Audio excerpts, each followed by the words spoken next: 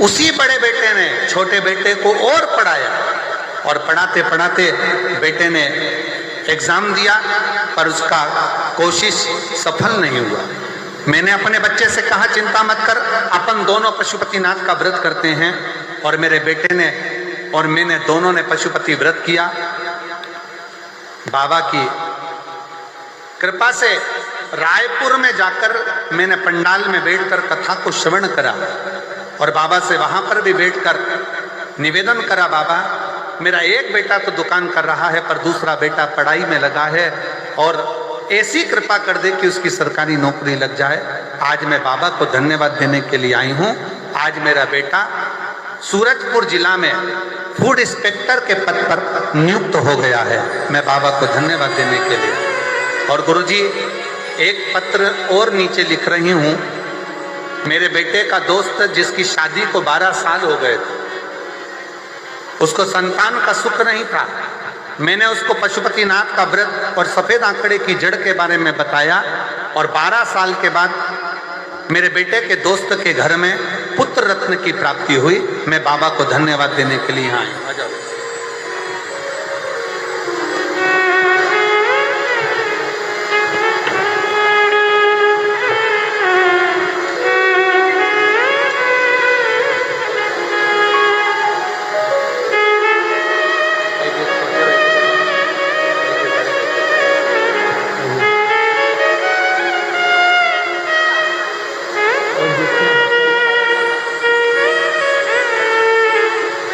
और तेरा ही दिया मैंने खाया पिया है, तेरा शुक्रिया है, तेरा शुक्रिया है।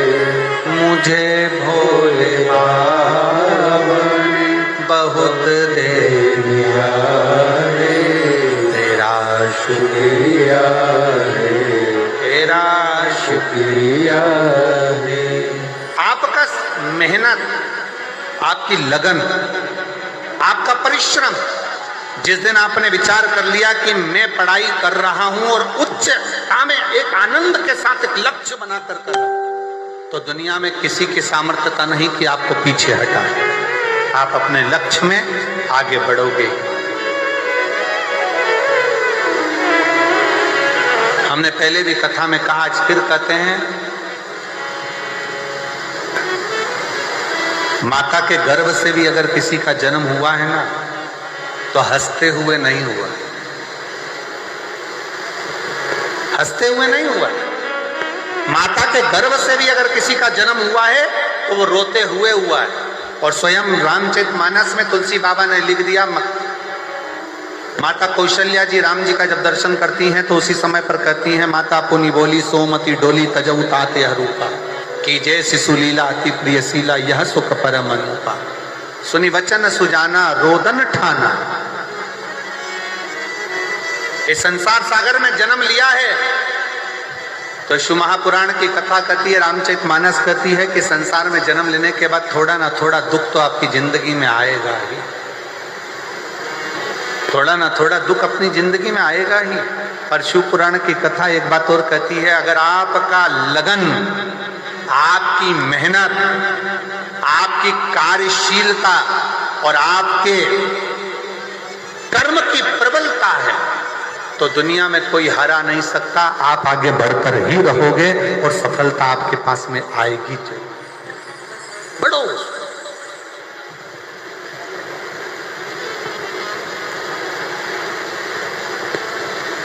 सफलता मिलती।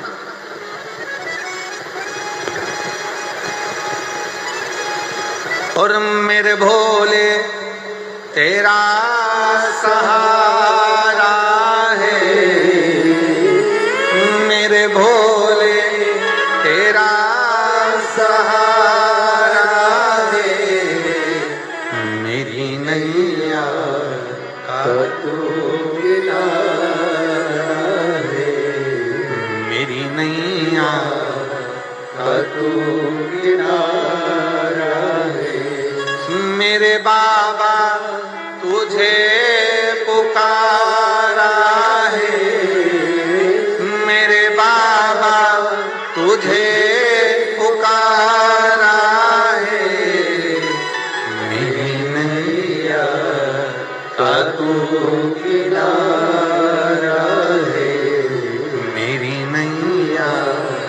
तू किनारा है। शिव कथा कर रही है, भगवान शंकर का संवाद कर रहा है, शिव महापुराण का चरित्र कर रहा है।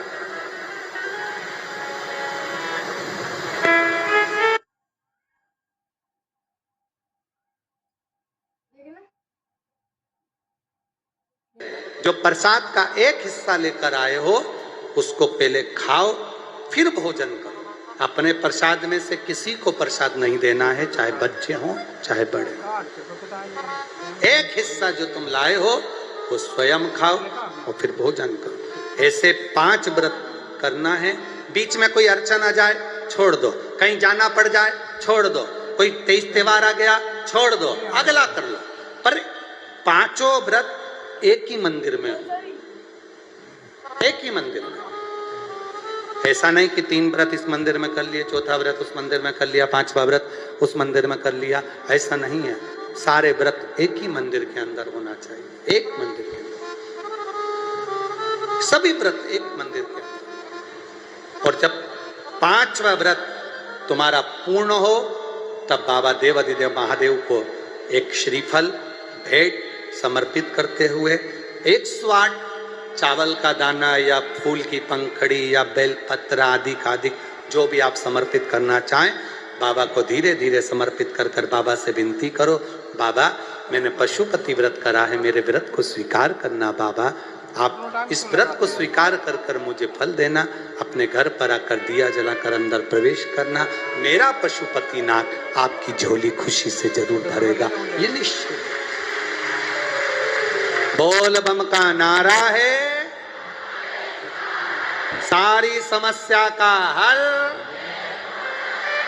आप शंकर की आराधना कर रहे हैं, शिव तत्व को प्राप्त कर रहे हैं, उसका फल मिलेगा। समय आया, माता पार्वती जी बाबा देवाधिदेव महादेव के नजदीक में विराजमान है। आज शंकर भगवान ने पार्वती से कहा, पार्वती इस तारकासुर का संहार हो गया, पर पार्वती तारकासुर के 3 पुत्रों को मारने से मेरा एक नाम प्रसिद्ध हुआ जिसको लोग पशुपति नाथ कहते हैं। एक बात अपने स्मरण में रखना, मान लो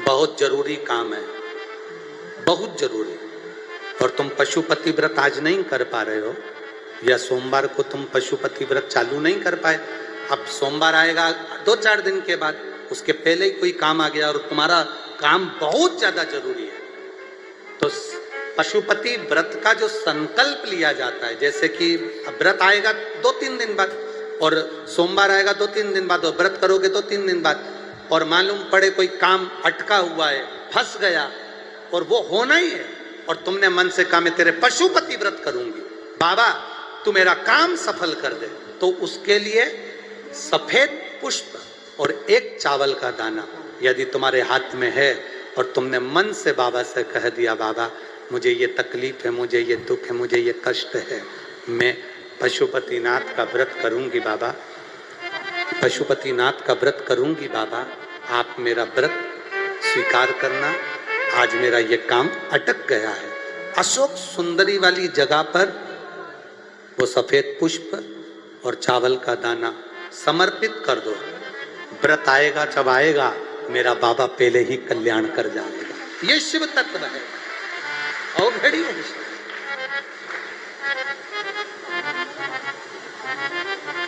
शिव कथा कह रही है, मौका मिले अपने जीवन में एक बार पशुपतिनाथ का व्रत अवश्य करें। ये नहीं कि स्त्री करती है, पुरुष बच्चे बड़े बूढ़े सब पशुपति व्रत कर सकते हैं, सबके लिए। आगे वर्णन, 2 चीजें अपनी जिंदगी में धारण करना, जीवन में एक बार पशुपति व्रत अवश्य करो, शंकर के मंदिर में जाकर 1 लोटा जल अवश्य चढ़ाओ। दूसरा, अपने नजदीक में कहीं शिव महापुराण की कथा बाबा की करुणा से अगर प्राप्त हो जाए अवश्य सुनने जाए। हमारे घर के वातावरण को शुद्ध करें प्रभु, बाबा भोलेनाथ ने कहा, पार्वती जब चौसर खेलते समय तूने मेरे वस्त्र लिए, मैं जल क्रीड़ा करने के लिए, जल में तप करने के लिए बैठा, तप के करने से मेरे शरीर से पसीना बह निकला, उस पसीने से 5 धाराएं प्रकट हो गई, उस 5 धारा से गंगा जी की गोद से मेरी ये 5 बेटियां प्रकट हुई है। पहली जया, दूसरी विषहरा, तीसरी श्यामली बारी, चौथी देव और 5वीं दोतली। ये 5 कन्या शंकर जी की 5 बेटी। उसी समय पर माता पार्वती ने गंगा जी के जल को हाथ में लेकर कहा, गंगा तू मेरी बहन है, मेरे गर्भ से तो संतान नहीं हुई, पर तूने मेरे बच्चों को पाला पोसा बड़ा किया, इसलिए तेरे घाट पर आने वाला व्यक्ति शंकर जी के साथ तेरा स्मरण करेगा और जो हर हर गंगे बोलेगा, गंगा उसको तेरे स्नान का पुण्य घर बैठे मिल जाएगा। हर हर गंगे बोलो जम के। केवल गंगा के साथ उसी दिन से हर हर शब्द जुड़ गया और जिंदगी हो गई आपकी बोलते बोलते। आपको अभी तक नहीं मालूम होगा कि हर हर गंगे क्यों बोलते। जीवन हो भैया। शिव महापुराण में एक एक संवाद है। चावल क्यों लगाना चाहिए, शिव जी को कंकु क्यों नहीं लगाया जाता, शंकर को कुंकू नहीं लगता, रोली नहीं लगती, क्योंकि भगवान शंकर जब एक बार बैठे थे तो एक भगत ने शिव जी का कुंकू अभिषेक कर दिया था। कुंकू अभिषेक करा, इतने में माता जगत जननी जगदम्बा उसी समय पर आ गई। पार्वती ने शंकर जी के ऊपर से रक्त की धार जब बहते हुए नीचे आई, भोलेनाथ जी के शरीर से रक्त बहता देखकर माता पार्वती को क्रोध आ गया। पार्वती ने उसी समय पर श्राप देना चाहा। शिव जी ने कहा, पार्वती उसने कुंकू अभिषेक करा है और तू श्राप दे रही है। पार्वती ने कहा, मैं जान नहीं पाई, पर भोलेनाथ आपसे वचन देती हूँ कि आज के बाद आपके शरीर पर यह रक्त ना देखूं। इसलिए आज तक शंकर जी के शिवलिंग पर कभी कंकु नहीं चढ़ाया जाता, कुंकू नहीं चढ़ाया। शिव जी को चंदन चढ़ेगा, हल्दी चढ़ेगी, अष्टगंध चढ़ेगा, गुलाल चढ़ेगी, अबीर चढ़ेगा, पर कुंकू शंकर को कुंकू। जैसे अधिक मास के महीने में, अभी जो अधिक मास आ रहा है ना, आपके लिए तो लाभदायक है, समझ लो ये कथा। अधिक मास के महीने में जैसे पहले दिन का अधिक मास होता है, ऐसे 5वां दिन का जो अधिक मास होता है, पंचमी तिथि का, पंचमी तिथि का अधिक मास, शास्त्र कहता है कि जिसके घर में संपदा की कमी हो, पैसा आ ही नहीं रहा हो, सब दूर उलझ गया हो, बहुत टेंशन चल रहा हो, 3 साल में एक बार अधिक मास आता है। अधिक मास की पंचमी तिथि के दिन गन्ने का रस, गन्ने का रस जानते हो, ईख का रस, गन्ने का रस तुलसी जी के क्यारे में हाथ में लेकर 7 बार अपना नाम और गोत्र बोलकर छोड़ दो। जिंदगी में 3 साल में तो करोड़पति बनकर बैठ जाओगे, कभी लक्ष्मी की कमी नहीं आ सकती। अगला अधिक मास आएगा तो तुम तैयारी में बैठे रहोगे कि फिर पंचमी तिथि आए, फिर मैं गन्ने का रस डाल। केवल अधिक मास में होता है, अधिक मास के सिवा नहीं कर सकते, केवल अधिक मास, अधिक मास के अंतर्गत। और आपको तो मौका मिल रहा है, ज्येष्ठ का अधिक मास है इस साल, बड़े प्रेम से आनंद में। और हम तो निमंत्रण दे रहे हैं आपको कि अधिक मास में मुंबई में महेश्वरी समाज द्वारा विष्णु महापुराण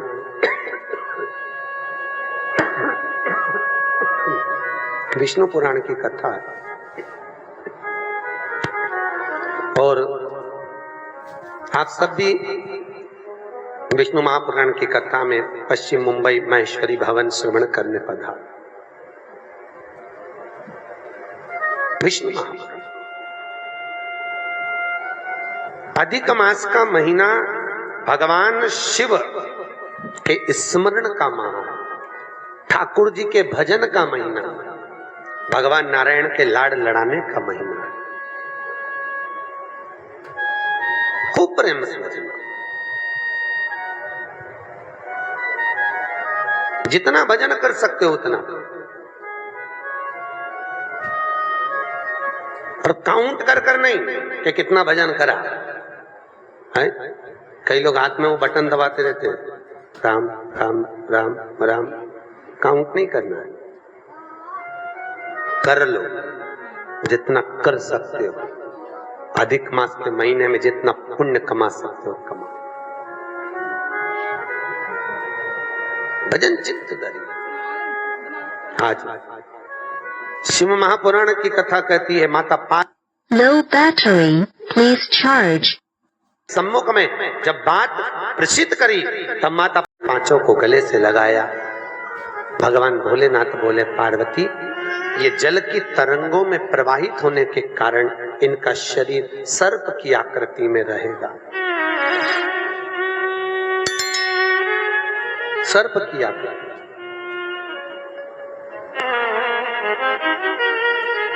और वो 5 कन्या शंकर भगवान की 5 सर्प रूप की बेटियां हुई। सर्प रूप। आज भी नाग पंचमी के दिन घर के दरवाजे पर, घर के दोनों ओर, अब इधर पूछते हैं कि नहीं पूछते मालूम नहीं, पर नाग पंचमी के दिन 5 सर्प ये बनाते हैं। 5 सर्प बनाए जाते हैं। वो शंकर भगवान की 5 बेटियां बनाई जाती है और नाग पंचमी के दिन उनकी पूजन होती है। नाग पंचमी।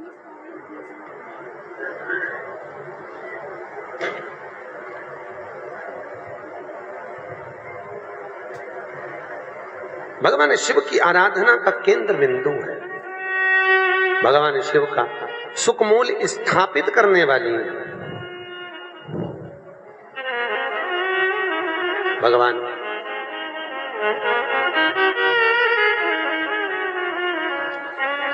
भगवान शिव ने 5 कन्याओं को आशीर्वाद दिया, माता पार्वती को समझाया, ज्ञानोपदेश प्रदान किया।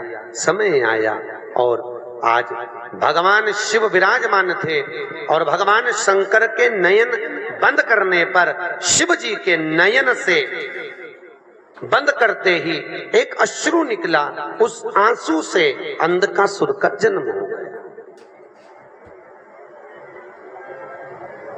और जैसे अंधकासुर जन्मा, माता पार्वती ने उस बालक को गोदी में ले लिया। पार्वती ने जैसी गोदी में लिया, ये मेरा पुत्र है। भगवान शिव बोले, पार्वती इसको उठाकर समुद्र में फेंक दे। पार्वती जी ने समुद्र में बालक को नहीं फेंका। महाराज मैं इसको फेंकूंगी नहीं, आपके शरीर से प्रकट हुआ है, ये आपका पुत्र है।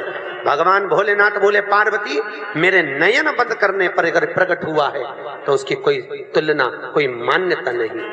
फेंक दे इसको समुद्र में। पार्वती मैया ने नहीं फेंका। थोड़ा रिटर्न बढ़ूंगा। पार्वती मैया नहीं फेंकी। और जब माता पार्वती ने, बस ठीक है, पार्वती मैया जब नहीं फेंकी, शिवजी ने फिर कहा, पार्वती इस बालक को फेंक समुद्र में। पार्वती ने नहीं फेंका। ये आपका पुत्र है, मैं नहीं फेंकूंगा। बहुत समझाया, नहीं माना। शिव जी को क्रोध आया। तब माता पार्वती ने अंधकासुर को समुद्र में डाला। डालते ही उस बालक को हिरण्याक्ष ने पकड़ लिया। हिरण्याक्ष ने उसको पाल पोस कर बड़ा करा। हिरण्याक्ष को बड़ा करा। समय आया, जैसे हिरण्याक्ष ने जैसे ही अंधकासुर को बड़ा किया, पाल पोस कर तैयार किया, समय आने पर भगवान नारायण ने बराह अवतार धारण कर कर हिरण्याक्ष के प्राणों को हर लिया, पृथ्वी को लाकर जल के ऊपर ठहरा दिया। तब उस अंधकासुर को क्रोध आया और अंधकासुर ने ब्रह्मा जी का तप कर कर वर प्राप्त करा। ब्रह्मा जी से मांगा, ब्रह्मदेव मैं वैसे तो वीर हूं पर मुझे वर देना है तो वर दीजिए, ऐसा वर दो। अंधकासुर को मालूम था कि मैं अपनी मां के गर्भ से पैदा ही नहीं हुआ। अंधकासुर ने मांगा, जिस दिन मैं अपनी मां को गलत दृष्टि से देख लूं, जिसने मुझे अपनी गोद में खिलाया हो उसको अगर गलत दृष्टि से देखूं तो मेरे प्राण छूट जाए। क्योंकि अंधकासुर को तो ये मालूम था कि मेरे कोई माँ है, और उसको कौन बताए कि तू पार्वती की गोद में खेला है। पार्वती की गोद। जिस दिन मैं अपनी मां को अगर गलत दृष्टि से देखूं, उसी दिन मेरे प्राण छूटे, बस उस दिन मेरा अंतिम समय हो। ब्रह्मा जी ने कहा तथास्तु। और अंधकासुर बड़ा हो गया, आनंद सुख स्थापित हो गया, चारों तरफ सत्ता ही सत्ता अंधकासुर की हो गई, किसी को पृथ्वी पर रहने ही नहीं देता, सब घबरा गए। तब अंधकासुर ने अपने दूतों को बुलाकर कहा, जाओ सबसे सुंदर जो नारी हो, सबसे सुंदर जो कन्या हो, उससे मैं विवाह करूंगा, मेरे लिए लाओ। इतने में एक दूत बोला, जो सबसे सुंदर थी, जो सबसे अति रमणीय थी, उसने तो शंकर जी को पति बना लिया। अरे तो क्या हुआ, शिव को पति बनाया है, उसको मैं अपनी पत्नी बनाऊंगा। कहां रहती है? कैलाश पर। और बताओ, मां के लिए गलत दृष्टि रखकर अंधकासुर चला कैलाश पर, और आज माता पार्वती उसी समय पर सुंदर भगवान शिव के लिए आनंदमय सुंदर भांग को घोट रही। क्यों घोट रही? कई लोग कहते हैं शंकर जी को भांग प्रिय है। कौन सी पुराण में लिखा है कि शिव जी को भांग प्रिय है? कहीं लिखा? अरे बोलो तो। पूरी शिव महापुराण में, भागवत पुराण, नर्मदा पुराण, गर्ग संहिता आदि आदि के जितने शास्त्र, जितने प्रमाण देने वाले पुराण हैं, कहीं नहीं लिखा कि शंकर जी को भांग प्रिय है। शिव को भांग प्रिय नहीं है भैया। वो तो शंकर जब आपको मालूम है ना, मंथन में जब विष निकला था, विष शिव जी ने पिया था, उसकी बूंदें नीचे गिर गई थी, उससे भांग धतूरा उत्पन्न हो गया था। शंकर जी के पास में भांग रखी है, पी नहीं रहे। क्यों? शंकर जी के पास में जब भांग रहती है, चारों तरफ से जब हवा आती है, तो शिव जी ने जो जहर पिया है उससे कंठ नीला पड़ गया है। वो भांग की हवा से शंकर जी के गले को ठंडाई मिलती है। शंकर जी भांग, अरे बोलो, शंकर भगवान जो अमृत पिए वो देव, जो विष पिए वो महादेव।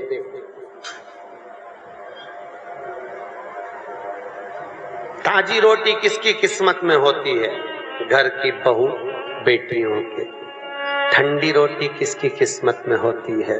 घर की डोकरी के, घर की वृद्ध। क्यों? मां भले रसोई घर में नहीं जाती, पर रसोई घर में प्रत्येक सास, आप भी सास होगी, प्रत्येक सास घर में बहू जब भोजन बनाती है तो एक बार सास घर में राउंड लगा कर आती है, चौके में देख कर आती है, डब्बे में रोटी कितनी बची है, डब्बे में रोटी कितनी बची है। क्योंकि बहू अगर ज्यादा रोटी होगी तो उठाकर गाय को डाल देगी। तो जब सास जीमने बैठती है तो कहती है, बेटा मुझे वो ठंडी रोटी ला दे। क्यों? सास को मालूम है ना बहू खाएगी, ना बेटा खाएगा, ना पति को खान दूंगी, और ना कोई खाएगा। आखिरी में वो गाय के मुंह में चली जाएगी, और इतनी रोटी बहू फेंकेगी, दिल मेरा दुखेगा। तो घर की बूढ़ी माँ कहती है, मुझे ठंडी अच्छी लगेगी, कड़ी के साथ, दाल के साथ मैं ठंडी रोटी खा लूंगी, ला दे। और बहू ने ठंडी रोटी लाके मम्मी को दे दी, माँ ने खा ली। उसी तरह क्या शंकर भगवान को अमृत प्रिय नहीं था? अरे बोलो तो, था ना प्रिय। अगर देवताओं को अमृत अच्छा लग रहा है तो भोलेनाथ जी को भी अमृत अच्छा लग रहा है। पर शंकर भगवान ने सोचा, अगर मैं अमृत पीऊंगा तो विष कौन पिएगा? इसलिए एक काम करता हूं, तुम सब गर्म रोटी खाओ, मैं ठंडी खा लेता हूं। इसी को कहते हैं महादेव। और मेरे भारत की भूमि की जो वृद्ध माताएं हैं, भारत के भूमि की जो बूढ़ी बूढ़ी माँ है, ये भी महादेव से कम नहीं है, जो रोज घर में विष को धारण कर रही है, रोज घर में कुछ ना कुछ घूट पी रही है। घूट।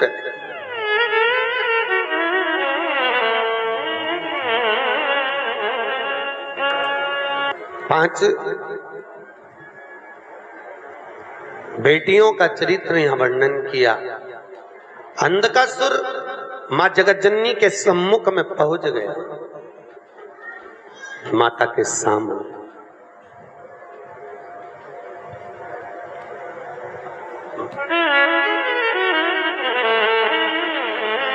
सभी देवियों में सर्व सुंदर अगर कोई देवी है, सर्व सुंदर, तो कौन? मां जगतजननी जगदम्बा। आपके यहाँ पर नवरात्रि में देवी बैठती है। अगर देवी जी की मूर्ति भी बैठती होगी ना, तो आप उसको देखते रह जाओ, इतनी सुंदर मां की मूर्त होती है। और तेरी प्रतिमा इतनी सुंदर, तू कितनी सुंदर हो।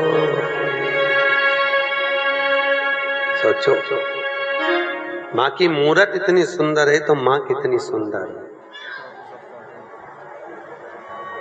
कितना सुंदर। जगदम्बा भवानी को देखा, अंधकासुर ने देखकर भवानी मैया के सम्मुख में खड़े होकर कहा, अरे ये ओगड़ी भस्मी रमाने वाला, जटा जूट बांधने वाला, उसको पति बनाकर बैठी हो, मुझे देखो, इतना तो मां से कहना था। और उसी समय भोलेनाथ जी को क्रोध आ गया, क्रोध।